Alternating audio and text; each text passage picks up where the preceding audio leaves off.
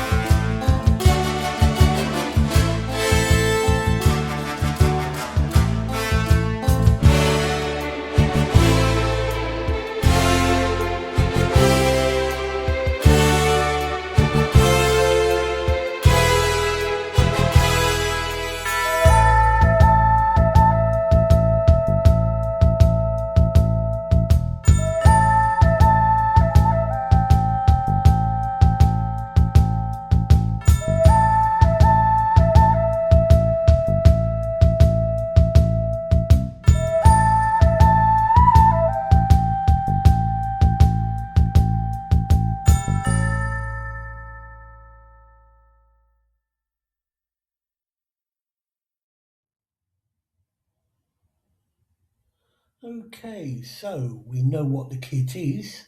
We've had a look at the sprue parts, and I also added a quick leaf through of the instruction manual as well to give you some idea of the build order that we'll be attempting on this kit. So I think the next thing to do is to look at sort of dry fitting the first parts that we need to do in order to complete right up to section 4 in the instruction manual, and that is basically the cockpit. So, if we have a look at fitting in the side walls first, they just slot into place very nicely.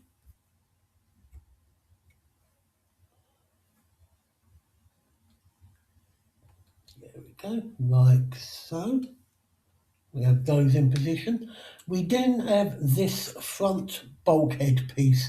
Now, when you put this in, you've got to make sure that this little vent section here is facing forwards towards the nose of the vehicle.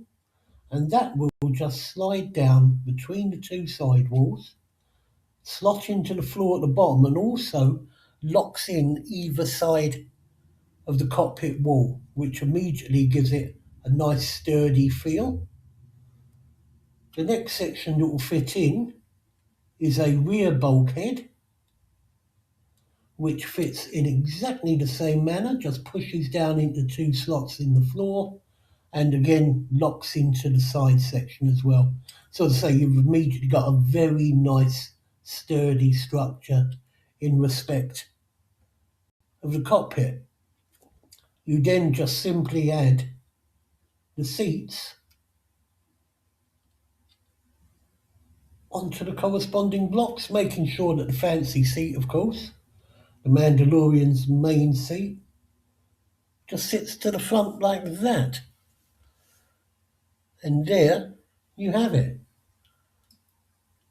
Very simple construction for it, but a nice, sound, sturdy construction. There's plenty of floor detail in there, plenty of wall detail as well, and the detail on the bulkheads. Now, in order to make that complete, we need obviously to get some paint on there and some decals. And as you can see from the instruction manual, it is quite complex with regards to the detailing and the painting involved. So what I'm going to do is turn off the camera for a few moments. Well, it'll be a few moments to you. It will probably be about a day's work at least for me, while I get all these pieces nicely painted up and prepped and ready for the next instalment. So, I will see you in a moment. Okay, so here we have the finished cockpit section of the Razor Crest. I have taken the liberty of adding this forward control panel section as well and got that painted up. There are decals for the side panels, but I thought just a little bit of detail painting on the raised detail was just as effective. And I've also added just a couple of seat belts on the back seats of the vehicle as well, just to add a little more detail in there. I've not bothered doing that with the front seat, as the Mandalorian will be seated there and you won't actually see any of that detail. So, that's the cockpit section completed. In the next video, we will be moving on to the cargo section, and I have the parts already out and cleaned up here for you. There we go. So, at the start of the next video, you will see how these actually turn out once painted up and put together and ready for the next section. Until then, I'll speak to you soon.